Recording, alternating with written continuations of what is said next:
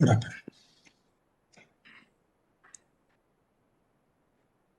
Mr. Ananthakrishnan, I request you to unmute yourself for the refreshing address. I have unmuted. I am also on video. Can you hear me? Absolutely, sir. Please go ahead.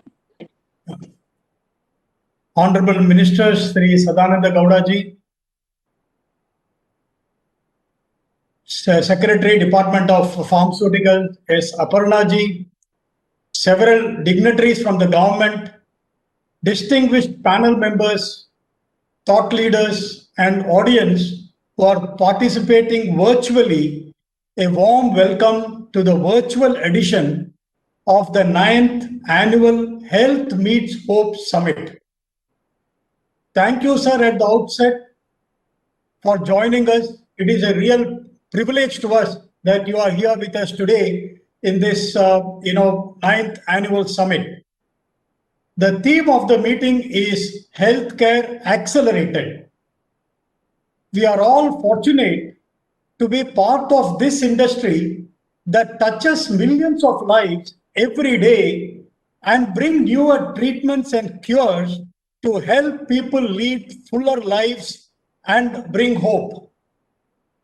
Today, more than ever, the world is looking at our research-based pharmaceutical industry for a possible solution to the COVID-19 challenge. And indeed, we are stepping into a healthcare accelerated world. Our member companies, sir, globally are focusing significant amounts of their resources on fighting the war against COVID.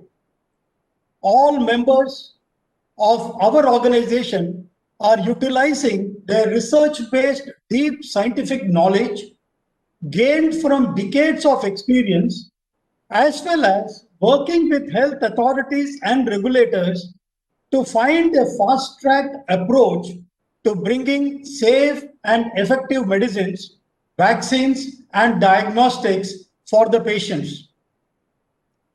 R&D pharmaceutical companies are part of a wider research community, sir, which is collaborating to fast-track the development of therapeutics, diagnostics, and is collaborating with other networks, existing networks like CEPI, which is the Coalition of Epidemic Preparedness Innovation, and Europe's IMI. Leading vaccine players in India are stepping up their efforts in finding potential solutions. Therefore, the more companies taking different approaches to find a vaccine or medicine, the more shots on the goal, the significantly greater chances of success. And that's what we are witnessing as we are seeing several vaccines almost at the cusp of launch. Research is curiosity with a purpose. And in our industry, the underlying purpose is to save lives, improve quality of life, and that's the focus of research. Refreshing research is taking place almost continuously across the globe and across therapy areas to address the unmet medical needs, be it to find a safe and effective COVID-19 vaccine, the DECA arm, or lab-grown organs, or 3D prints, and in labs with breakthroughs that could soon become real, such as a blood test for breast cancer, a solution for cystic fibrosis, a promising Alzheimer's drug, and many more. These groundbreaking ideas would have been impossible without sustained research. And therefore, the need to invest in research and development. R&D investments are distributed throughout the world, with Asian countries continuing to grow market share due primarily to the escalating investments by China, both from government, from industry, as well as universities. Asia is now the largest R&D investment region in the world with more than 44% of the global R&D share. Asia is gaining half a percentage point each year in global R&D share, and at this rate could account for more than half of all R&D investment by 2030. That is a very good development. Taking the pulse of innovation expenditure and policies around the world, the center of attention is gravitating from fostering science and R&D expenditure alone to striving for the creation and upkeep of safe and sound and dynamic innovative ecosystem. Economies at all development levels now ask questions on how to instill the curiosity of science and entrepreneurship in children and students, how to make research more relevant to business and the society.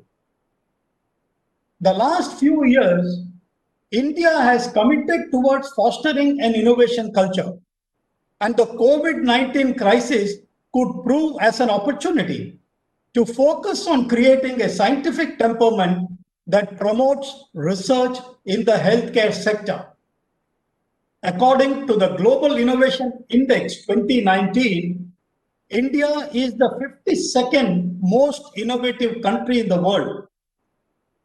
India has the capability, the capacity, and the talent pool required to become a powerhouse of innovation.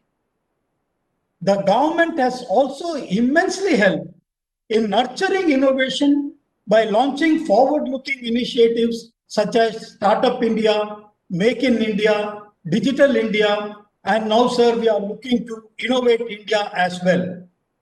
The key areas that we need to focus are building and enabling infrastructure, supporting, recognizing, and rewarding high-risk innovation, strengthening government, industry, and academia partnership, and making available opportunities for investors to fund such innovation.